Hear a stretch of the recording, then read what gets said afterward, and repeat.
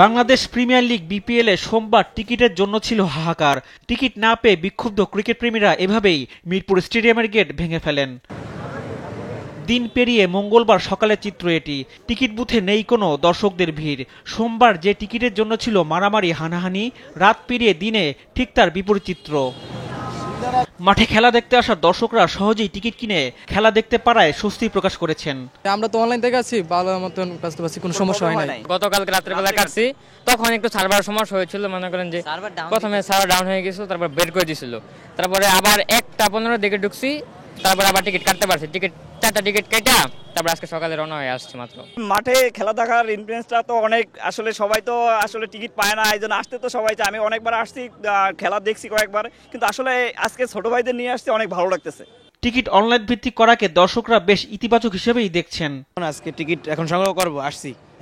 অনলাইনে পেয়েছেন টিকিট? অনলাইনে টিকিট আছে, আমরা অফলাইনে নিতে চাই, অফলাইনে পাইলে সহজ হয়। আজকে টিকিট পেয়েছি, আজকে কোনো প্রবলেম হয়নি। অনলাইনে কেটেছিলাম, পরে এখান থেকে মানে বের করে নিছি আর কি। কালকে অনেক যুদ্ধ করে ভিতরে ঢুকতে হয়েছে, আজকে কোনো একবারে মানুষই নাই ধরতে গেলে কালকের হিসেবে।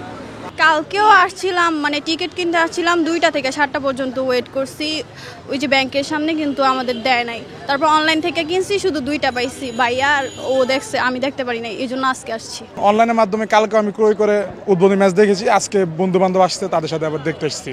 আমি অবশ্যই সাধুবাদ জানাই, গতকালকে আমি রেজিস্ট্রেশন করছি, কারণ আমিও তো খেলা দেখবো, নিয়মিত আসবো ছুটির দিনগুলোতে, তা আমিও অনলাইনে রেজিস্ট্রেশন করছি। আমি গতকালকে দেখলাম টিকিট কাটাটা অনেক ইজি। এবারের বিপিএল এ মিরপুরের পিচে রান উঠছে, দর্শকরা এটা নিয়েও সন্তোষ প্রকাশ করেছেন। সবসময় মিরপুরের পিচ থাকে হলো বোলিং পিচ, যেখানে অস্ট্রেলিয়ার মতো টিম ধরে রান করতে বেগ পেতে হয়, 160-এর উপরে যেতেই পারে না।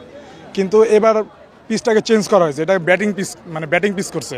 এই কারণে দেখা যায় দর্শকদের উত্তেজনা থাকবে, রান হবে, খেলা দেখে মজা আলাদা। পিচ নিয়ে আসলে অনেক কন্ট্রোভার্সি ছিল, গতবারে পিচ ভালো ছিল না, এবার তবে আমার মনে হয় অনেক রান উঠবে। আজকেই তো 200+ রান উঠলো প্রথম ম্যাচে। ভোগান্তির পরে যখন আমরা টিকিট পাই, মাঠে এসে খেলা দেখি, এটা ভালো রান হয়, হাই স্কোরিং ম্যাচ হয়, সেখানে কিন্তু আমরা টিকিটের দুঃখটা ভুলে যাই, ঠিক আছে।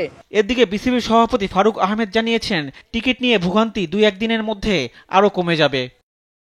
রিফাত আঞ্জুম, দেশ টিভি, ঢাকা।